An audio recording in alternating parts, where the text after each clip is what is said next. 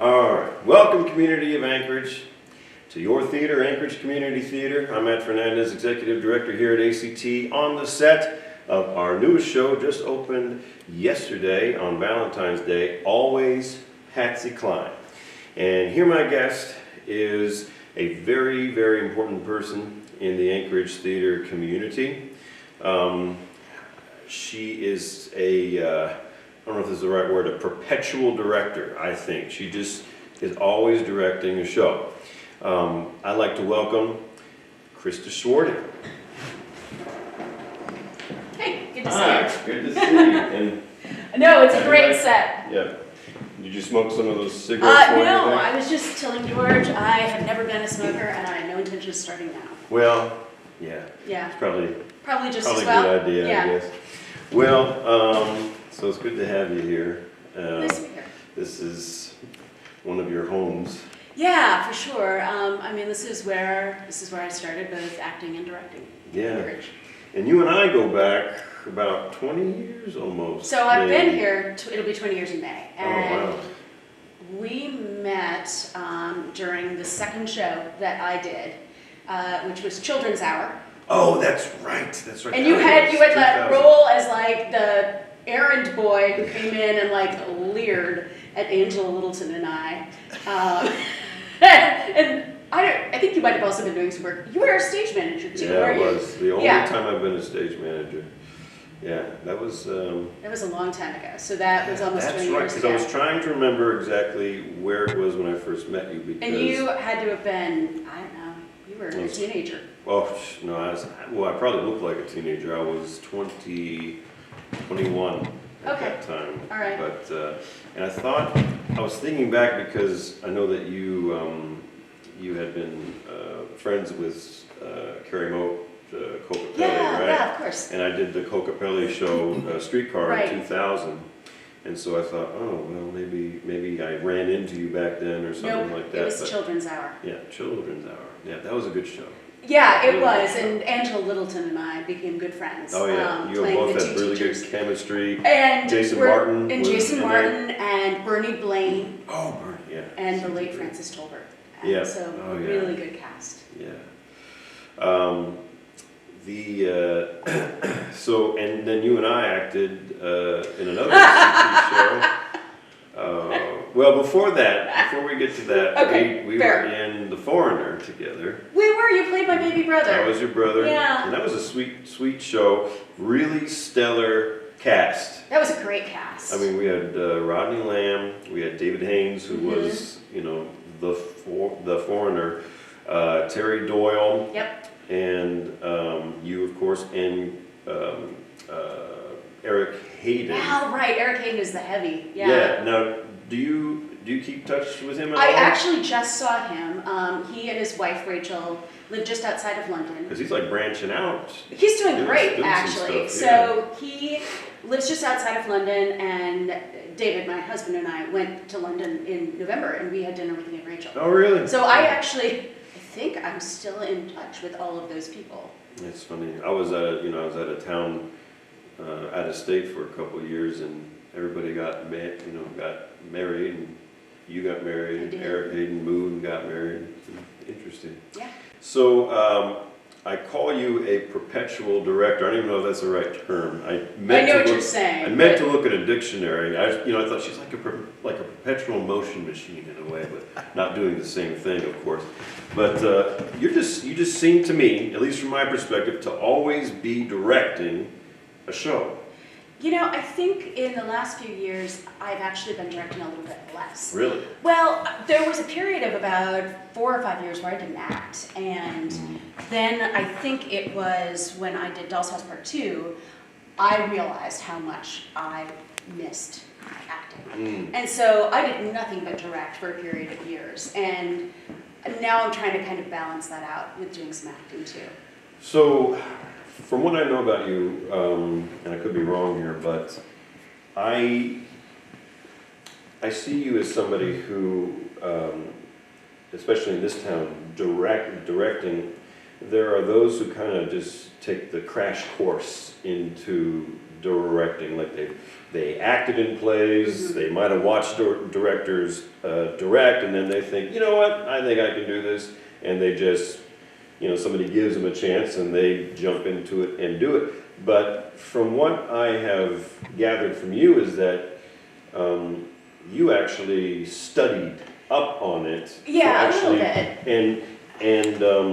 And kind of walked, took the steps to get to the level to where you were eventually directing plays.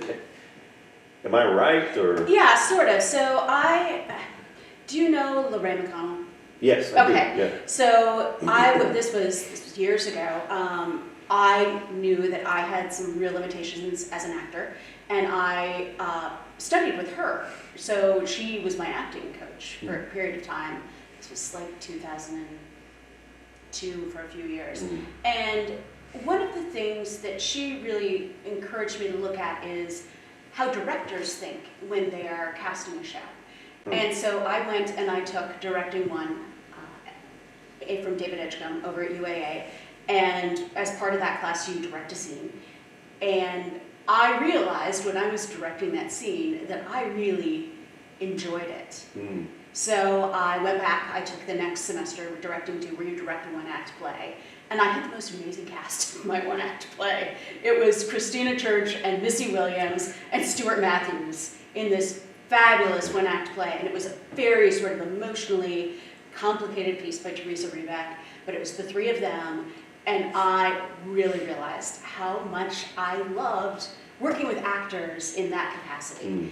Then I assistant directed for a bunch of people and saw how other people directed. Yes, so I AD'd for probably, 5 shows. Well, and it seems like your style to me, like you want to do it the proper way, the right way. I don't know what that is, though. Right. Well, I don't know what that is. Maybe it's just Krista's way. I don't know. Yeah, it might be. I don't think there's a right way to direct. I think Right, we all have you're our right. own different styles, and I think what works for me wouldn't necessarily work for you. Right. So I'm not going to tell you I have to be all of directing styles by any stretch of the imagination. Now you mentioned Christina Church. Now is she the one that wrote our wonderful review of Oliver Twist? She might have, I actually. think it was. Yeah. You and I were in that show together Yes, in we were. 2003. Yeah, we were. Directed by Tracy Campbell, who is an amazing woman, and she's one of the people I AD'd for, and I learned a lot from her. Yeah, I learned a lot from her too. She directed Cuckoo's Nest. Yes. Right before yes. that. And, Yeah, terrific director, and hasn't done it, unfortunately. She's got a bunch of kids and a very rewarding life, but she hasn't directed in probably 15, 16 years. yeah, she's kept in touch with me a little bit. Yeah, she's an amazing Facebook. woman. I'll get Yeah. a message from her. Yeah. Well, Yeah, that was a terrible show. I'm not gonna lie. With some very talented people in it, but oh my God, it was awful. we had a fun time. I think we backstage had a lot of fun, and Tracy was determined to make that thing as good as she could. You know, she didn't really have great source material. Well, it wasn't the most well-received ACT show. No, I'm sure And that's the true. review that was given is something that it's a collector's piece for me. That I have, because I've never read a review quite like that before. I don't remember it in I that great gotta of find it detail. for you. I do remember the ADN review, which was fairly critical. Oh yeah, they were a little bit nicer, right? I have no idea. But, I mean, here's what I remember. Chris- I remember her saying, Catherine Statham, who actually I like so much as a person, and I think she's a terrific writer. She's like a, well, go ahead. Well, she's literally written a book on Anchorage theater. Yeah. And she knows where the bodies are buried, I have a feeling. But I remember her saying there were about 5 people in the show who actually knew what they were doing and how to absorb the style of the show. And then she named the 5 people, and I'm like, oh, this is terrible. This is awful. Because you were one of the 5 people, and I was one of the 5 people, and I'm like... Well, the thing that I like about Christina Church's review is that she, there was kids in our show. Yeah. Lots of them. Even Jessica Faust was really young in that show, if you Oh remember my that. She gosh, was I've little. forgotten that. Yeah, I'll show you the picture The backstage. pictures. But Christina said, listen, this is nothing, against, I'm not talking about the kids here. Which is fair. Yeah, which Yeah. is the right way, especially community, theater. Right. These kids, I mean, how horrible would it be to give them a bad review? I just hope their parents wouldn't tell them that it existed, you know? Yeah. But anyways, I find your story interesting. I don't know too much about it, but can we go back and kind of talk about how you got into the theater community? Sure. So you're a lawyer, I am. right? Yes. And so is it the story of you were the lawyer who wanted to do acting, or? No, not at all. So I am very shy. People may not actually realize that, but I'm actually really painfully shy. And I am an introvert. And when I was a kid, I was in grade school, and my teachers would tell my parents that they couldn't hear me in class. Like, I'd raise my hand, and they'd call on me, and they couldn't actually hear me. No.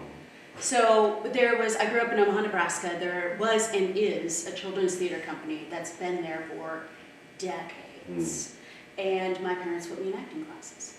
Oh, yeah. Not intending, by the way, for me to like Just let acting. you come out of your shell. Right. Mm. And unfortunately, the reality was that I really grew to love theater. And I've grown up going to theater. My parents took me to, I don't know, like 5 or 6 plays a year. When I was a kid, I was lucky to see a lot of theater. So I'd grown up loving theater, and then all of a sudden it's, maybe there's a place for me in theater. Excuse me. No, you're fine. Dealing with a cold here. This is what plays. You're about half the time. Yeah, these are what plays will do to you. I've directed 2 plays in a row, and like my health and Has my marriage declined. are suffering Yes. right now. And I don't have kids, but I'm sure your kids are like, who are you again? Well, it was funny when I went to the Valdez conference last year. You're there for like almost 10 days or whatever. I come back, and my young daughter Ivy, is still, but was even more a baby at that time. I went and I picked her up, and she freaked out. She good. had forgotten that I existed in her life. You may need to think about doing less theater. It's true. It's true.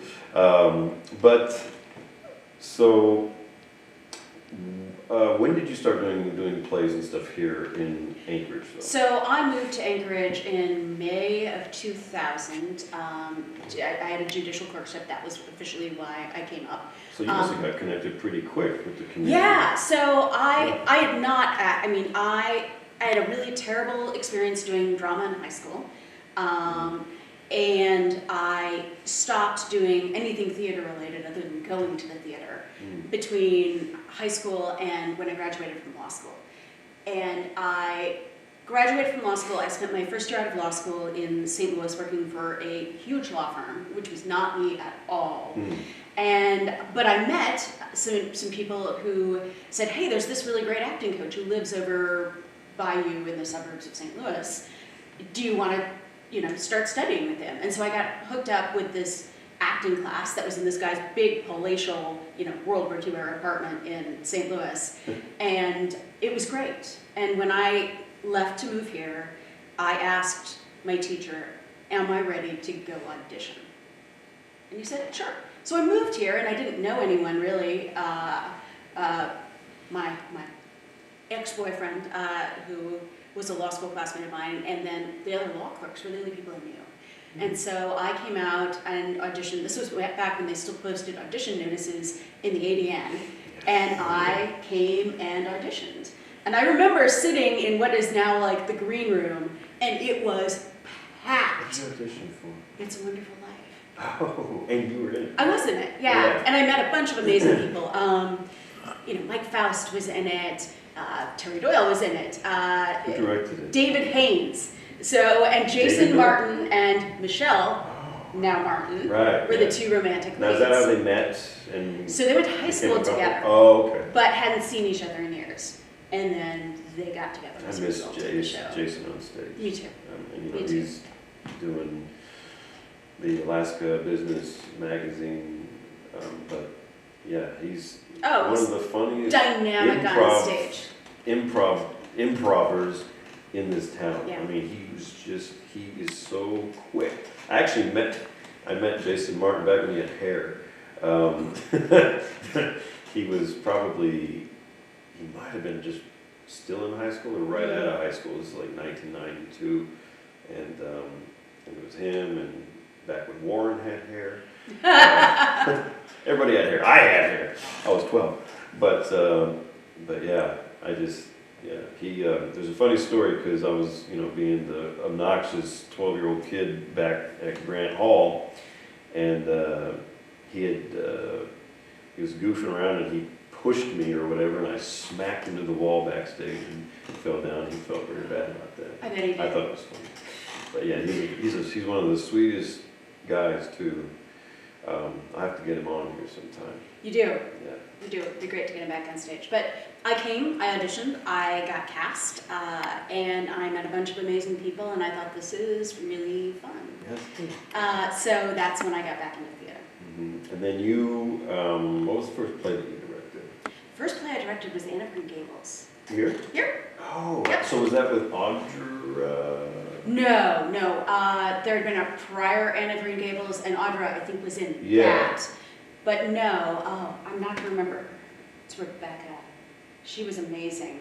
It was a lovely cast, but it was a cast of, I believe, 22 people, and on this stage, like... Oh, here? Oh, here! Oh, wow. And so the way the seating was, I mean, it was much further out, so the seating would have come out to about here. Yes. And then there was a hallway over there that was like a pass-through coming into the house, so the whole thing takes place in this house. And then the house basically took up just kind of what you've got right here. And trying to move 22 people through that space was really, and a lot of teenagers. Oh, man. You see they were the amazing. last Christmas pageant? I didn't. 42 people, most of them kids. And I thought, this is like bringing in a herd of like cattle or something. It's just like they come on stage and the audience is sitting there for like a minute while all the kids pile in. Like this wave of I kids. was like, it's interesting for the space. And so you directed Anne of Green. Anne of Green Gables was my first directing project. And now you've just opened Emma Yes, about a week ago. At Cyrano's, yes. And Cyrano's is doing this thing for 2020. It's the 100-year anniversary of the women's right to vote, right? Exactly. And so how does Emma or Jane Austen fit into that in a way? Okay, so I was an English major, and I'm going to get geeky. Okay. Jane Austen wrote a set of novels that seemed like these very light, fluffy, comedic novels. But there is this real underlying theme of what do women have the right to do, and how does society treat women who don't necessarily have a good, well-set place in it. So and she is was this Victorian. So it's England? Regency. Oh, okay. Regency. Women could not inherit land, and so the minute that the male who owns the land dies, it passes to the next man. And so the women, if the women are living in that house and it is passed on, they no longer have a right to live there. So women cannot own property. And everything is based on social standing. And if you don't have social standing, then your only option as a woman is to marry well. Otherwise, you're going to become a governess. Or someone's poor relation who is living with them. So Jane Austen, I think, is really interested in looking at how women are held down by the inability to own land, and how unfair it is that women have to marry essentially to survive in this society. Yeah, be a valid member of it. Yeah. So Emma is really lucky. Her father is still alive. She's an only child. She doesn't have to marry, because she can live with her father as long as he is alive. She has a brother who will inherit the land. She's not worried. She's not worried for money. She's not worried that she's going to be turned out of her house. And she mentions that all of that, it had happened so quickly that you don't even register it until late in the play when someone says, "Why are you not married?" And she's like, "As a practical matter, I don't have to." She's lucky, but there are two other characters in the play. Like two, or there are three? Three, actually. One who has become a spinster, who is kind of living off of the kindness of others. And everyone talks about, poor Miss Bates and how they have to be generous to her. So she's largely reliant on other people, and she hasn't married because she has to take care of her mother. And then, Jane Fairfax, who's going to have to become a governess if she doesn't marry. And then Harriet Smith, who no one quite knows who her parents are, and being, not having clear parentage at that point in time, you would have almost been an outcast. Right. And so she becomes Emma's project to try and marry her off. Oh. Because that's her only option, really. That's really. So that's the geeky English majory explanation of why Jane Austen was actually a raging feminist. So how did Jane Austen get by in this world? So She's a writer, right? Yes, and she was one of, I'm going to get this wrong, I think 5 children.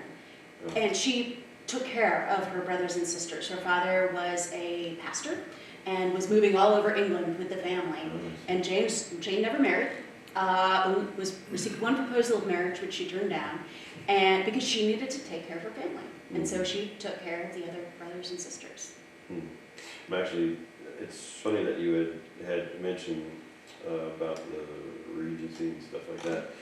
I started watching this film on Netflix. It's a Western, and the woman's husband dies, gets killed, and the folks come and say, well, the farm's going to pass to the son who doesn't even live here. And she's like, but I worked this farm with my husband for 40 years.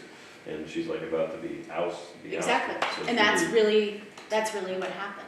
And so Sense and Sensibility, which is one of Jane Austen's really well-known novels, it's a mother and her 2 daughters who are not married. And the land passes to I can't remember whether it's like a cousin or a nephew of the father who's died. And he turns them out of the house and gives them this tiny little cottage to live in. But he doesn't guarantee an income for them. So, Anne of Green Gables, Emma. Yes. Doll's House Part 2. Am I seeing a pattern here? You're seeing a lot of patterns, yeah. So do you like telling stories about women? Yes. Yeah. Yes, and so I directed a show last summer called Boeing Boeing. Oh, yeah. I don't know if you got Very a chance well to see it. received. Yeah, which is this farce that appears to have nothing to do with women. So there are these 3 flight attendants who are all being dangled by this sort of toxic bachelor who is, deceiving all of them. And my condition for agreeing to direct that show is, are the women smarter than we think they are just on a superficial read of the script? And so, at least in our Boeing Boeing, the women may or may not have known something was going on, but are very canny, and we didn't change the line of the script. It was just really, I had these 3 amazing women who were very self-aware about who their characters were and what they wanted. And Rebecca Gamache was one of them, who's now in Emma. Jackie Hoffman was one of the women, and Alexis Sheeter, who's going to direct here this spring. And they were amazing. Oh, wow. So yes, you're right. I am interested in the role of women in society. On the other hand, I've also directed a show I've directed 2 shows that were all male. Really? Which ones? The Seafarer, which is this amazing Irish play, 5 men. Rodney Lamb was just terrific as the lead. Was, yeah. And I directed a 2-person show out of the called Red, White, and Tuna, or Red Hot and Tuna, I can't remember. But one of the greater tuna plays that had 2 guys. And then I was just reminded that you directed Bus Stop in 2015. I did. And you took an approach. And you directed it like 10 years before me. Yeah, 2 times. And I think our shows were very different. They were. Mine was much darker. Yeah, it was. But again, we didn't change a word of the script. Right. But looking at that show through the lens of 2015, if that, I don't remember what year it was, how do we feel about Cherie being kidnapped and dragged across the state line by this cowboy? Right. And so, and Jake Beauvais, who played the cowboy, was astonishing. Yeah. You didn't hate him. I love him. Oh, I love him too. Yeah, he's one of my favorite actors in town. But I sympathized with Beau. At the same time, he was clearly doing something very wrong. Yeah. And so looking at that, and you know, what part is Cherie, like, how does she feel about what's happening? Because the play's very confusing. I mean, it feels like she's reveling in it, but fighting it at the same time. And I think the relationship politics of that play are really confusing in this day and age. Oh, yeah. So I mean, my goal was to let them be confusing and to understand that this is not a light romantic comedy. Yeah, Bus Stop is really interesting to me.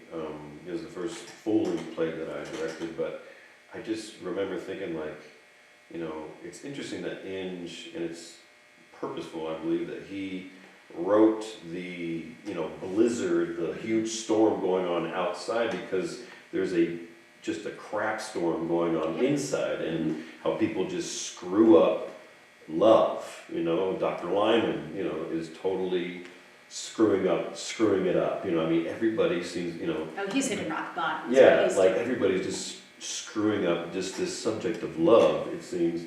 You know, and Beau thinks he knows what he wants, and he's like, well, I love you, come on, that means I can have you, you know, kind of a thing.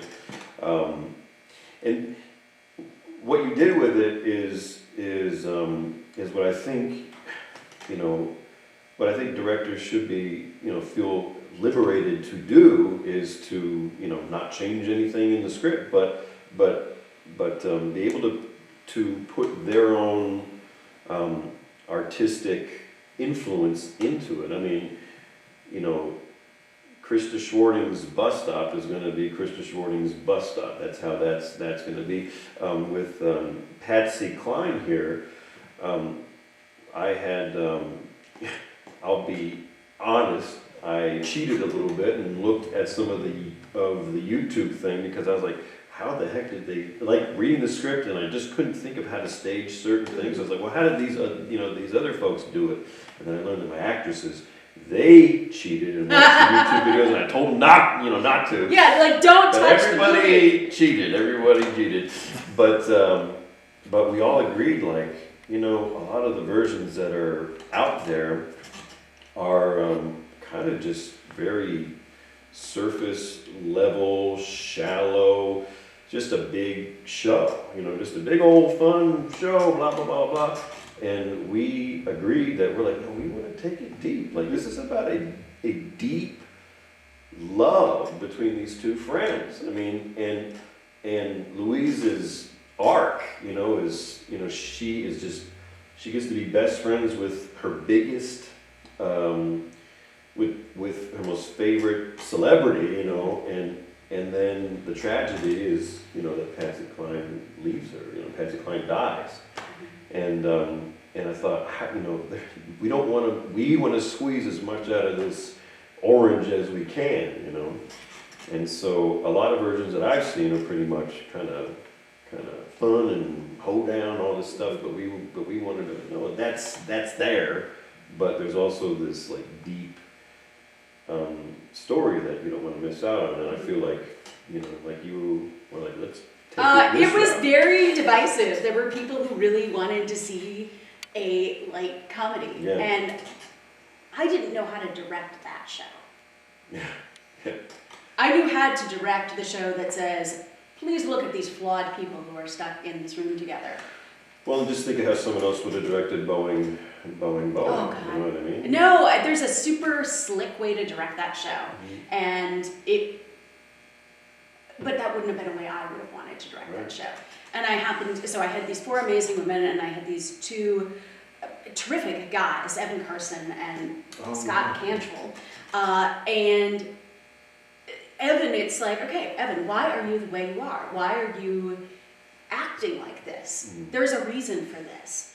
And fortunately, Evan was willing to dig and do that work about why is he treating these women in this way. Right. Yeah, I was someone who auditioned for your show.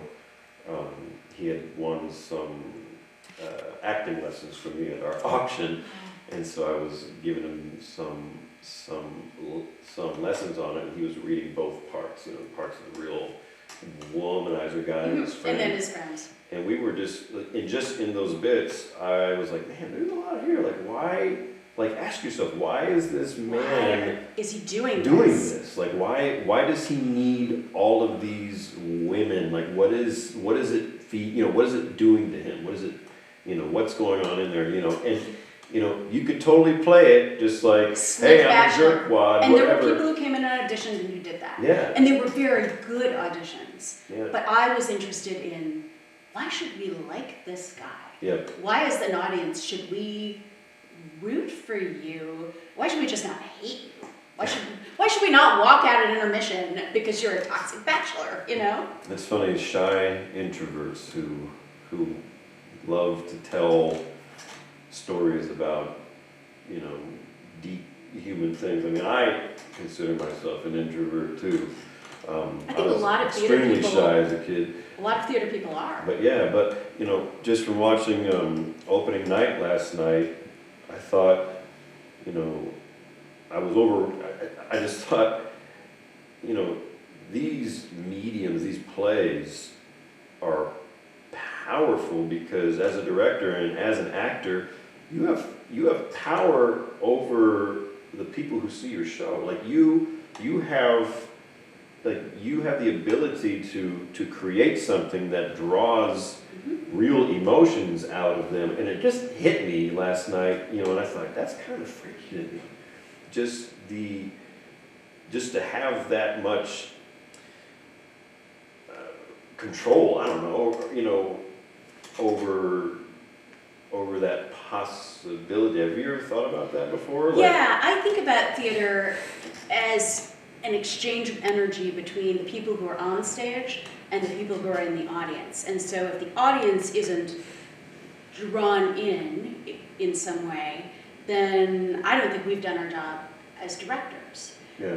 Whether it's drawn in that they're happy, that they're laughing, or whether it's that they're drawn in emotionally. If an audience doesn't feel something for and about the people on stage, then one, it's deadly as an actor. If you can just feel people just sitting out there. Yeah. But I think it's on us as directors to make sure that there is a response, and that response is going to be different with every show. Yeah. Which is why I find directing so incredibly stressful, but it's incredibly But you've done it so rewarding many and times. incredibly, it never stops being stressful. Yeah, it's Yeah. so true. There's I, always something. I There's open- always drama.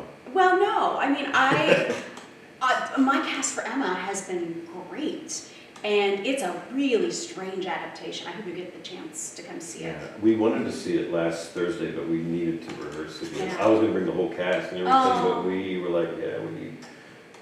Well, come see it. It's a very strange adaptation. I read a bunch of adaptations. I'm sure you've done this too. Like, there's this thing you want to do. How do you find the right way to tell it? Yeah. And so I read 4 adaptations, and I did not like the first 3. In fact, I was like, I don't think I can direct these. And so the one we ended up with is it's an Edinburgh Fringe Festival adaptation. Really? Yes. So it's Jane Austen and her 4 nieces, which she really did have 4 nieces, and the nieces discover the manuscript of Emma and start acting it out. Oh, And then really? there are 3 people who are just inside the world of Emma. So the actress playing Emma, Scott Brody, who's playing her father, and Mr. Elton, the creepy preacher, and then Corey Pruitt, who is playing a love interest. But the nieces, you know, are entering into the world of Emma and playing these parts, and then they're coming back out and they're commenting on it in their roles as nieces. So there are some very modern elements to the show. The designers were amazing. It's a very non-literal set. Well, the poster struck me. So you have Emma with the mustache, but now that I see you explain some of the history of the story, I'm like, okay, that poster's making more sense. The poster makes a lot of sense because it's playing with gender. Yeah. So I hope anyone who's watching this has already seen this. I don't think it's going to be a huge shock. So Kate McRae, who plays... Oh, I love her. I love her too. So she plays Jane Austen. Mm-hmm. And so the nieces are acting out Mr. Knightley, who's the romantic lead, and Emma. And Jane Austen's like, that is not who he is. And so she puts on a frock coat and takes off her glasses and becomes Mr. Knightley. Oh, I see. Okay. And so that's, yeah. So you came to Anchorage 2000, and I feel like you have definitely made your major mark in the theater community here. I mean, it's interesting, some of these folks that I interview, I think about them and I'm like, gosh, like I can't think of Anchorage theater without David Haynes or Wayne, the Mitchells, for crying out loud. Absolutely. I mean, Dave Block. Dave, right. But you are among that group for me. Oh, I don't know. I think so. I don't know. I do. I think so. You're just, you are a member of this community. I have been really lucky. I've gotten a lot of opportunities. Oh, yeah. And I am deeply appreciative to the people who've given me those opportunities. So, what's your favorite play that you ever directed? Oh, it's like making me choose my children. I don't have... You can name a few if you like. No, I don't have a good answer. The first show I directed for Cyrano was Death Trap, and it was that was a great show. But then my next show for Cyrano's was a very complicated cerebral play called The Clean House. And I think that is one of my absolute favorite things I've ever directed. I directed Eleemosynary, which is about 3 generations of women in a family, and Spelling Bees. And that play just captured my heart. I don't know. I don't have a good answer for it. This might be a no comment question, but is there a show that you directed that, I don't want to say the worst, but was the most challenging, or is that a no comment question? I know mine, but I want to hear what yours is. So I directed a play for ATY called Mr. A's Amazing Maze Plays, and it's like a choose your own adventure story, where the audience is supposed to pick, and then the cast goes in a different direction. No, That's gotta be hard. Well, one, I did not have the set I needed for it. 2, I had a 10-year-old girl, so I actually cast the age that the little girl who was the lead was supposed to be. She was 10, and she did a great job, and her parents were amazing. But it was very hard for her. It was a lot of dialogue. Yeah. And it was a struggle. I think it was a good experience in some ways, but I would love to have another crack at that show with an actual set, and the tech needed to do it. I find that I haven't directed a lot of plays, not anywhere near as much as you have, but as many as you have. But I always find that I learned something new. Like Me too. I always make a mistake every time I've directed, and I'm always left with, I'm not going to do that again. And then I apply it to the next show, and then I find, I did this now, and I'm never going to do that again. It's just a consistent thing. Oh, I agree with that, and I would say I don't know. So Mr. Reyes was maybe 2 years into starting to direct. I'm not sure that I was 100% ready to direct that show. Yeah, directing's hard. Directing is really hard and really stressful. Yeah, I mean, we like to give new directors their first shot here, and which is great. But I tell folks too. But I say, listen, you've probably been in a lot of plays, but when you step into direct, I mean, there's tricks. There's so many things that you have to pay attention to. Yeah, and the communication is insane. The amount of, if you don't communicate with somebody, they'll let you know, and everything is on you. You are the face, whether whether somebody messes No, up, the buck stops you are with the you. face. Yeah. The buck stops Yeah. with you. It's absolutely. I think if a show doesn't come together, the blame first has to go to the director. Yeah, it's true. Which keeps me up at night. I don't know about you. I got Emma open and then I promptly spent 2 days with a ginormous migraine and didn't leave the house, basically. And it's not that the show was that difficult, or let me rephrase that. The show was incredibly difficult. The cast were not difficult. The designers were not difficult. But the process of pulling it all together was incredibly stressful. Oh yeah, I can imagine. So, okay, this could be acting and directing or both. Okay. Your dream show, your dream role.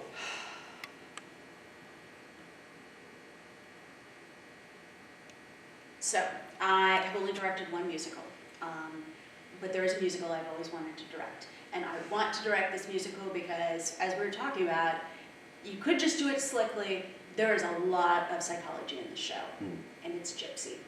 Oh yeah, has that even been done up here? Oh, I'm sure it's been done. Yeah. I'm sure it's been done, probably. but it's a big show. There's a lot. The music is complicated. There's a lot of dancing. There is a lot of psychology with Mama Rose and Gypsy. But I think there's a lot of there, and the music is amazing. And if I were going to direct a musical, that would be at the top of my list. Wow.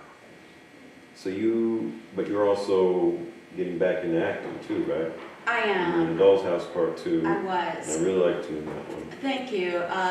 Getting to go toe-to-toe with Frank Delaney was one of the great experiences of my acting life. You guys worked off each other well. And everyone was like, "You've acted together before." No, I That's haven't. funny. I wouldn't have thought. No, and it was great. And Cody Costello, I mean, I can't say enough things about Cody Costello as a director. She is incredibly supportive. She knows her text. She knows what she wants, but she's also willing to listen to actors. No, she's a good find. Oh, she's amazing. Absolutely. Well, do you have anything else that you just really want to talk about? So the next thing I'm doing is I'm going to do a play called Tiny Beautiful Things for RKP. Oh boy. Oh, okay. And it's a series, it's a play based on a series of advice columns written by Cheryl Strayed, who wrote the book Wild, which was made into a movie. Oh yeah. But she was an advice columnist for a Seattle alternative paper, and a play has been written out of those columns. So that's my next project. Wow. Yeah. Just gone to the next thing. How many shows do you think? Do you have a count of how many shows you've directed? If I have a CV. Yeah, I have a theater CV, but I don't even think I could keep track of things anymore. It's crazy. It's crazy. I don't know how you do it. I'm trying to do less and better, meaning do things I really am interested in doing, but doing less. Yeah. Well, it's good to see you. It's good to see you too. I'm really glad you came and did this, and yeah, it's can't believe it's been almost 20 years. Almost 20 years. 20 years. But thanks for coming. Of course, my pleasure. And good luck with the run. I don't think you're going to need it. I think Well, folks, I hope you all, that was Krista Schwarting. I hope you all enjoyed the interview with her. We will have somebody new on next month. I don't know who it's going to be yet. But I would like to thank our sponsors, the Alaska State Council on the Arts, the Block Foundation, the Atwood Foundation, ConocoPhillips, First National Bank of Alaska, and the municipality of Anchorage. And all of our donors. You all make it possible for ACT to continue on as we get close to ending our 66th season. I hope that you all will support Krista and Cyrano's and see their show that is running now until March 1st. That would be Emma over at Cyrano's Theater Company, and help support Teresa Pond, because she grew up here at ACT and she's a good friend. Also at the UAA Department of Theater, That Long Damn Dark, and TBA Theater is doing the Complete History of America Abridged, a one-night only show, February 17th, and I believe that's at the Beartooth. So you can get some pizza and watch some American history.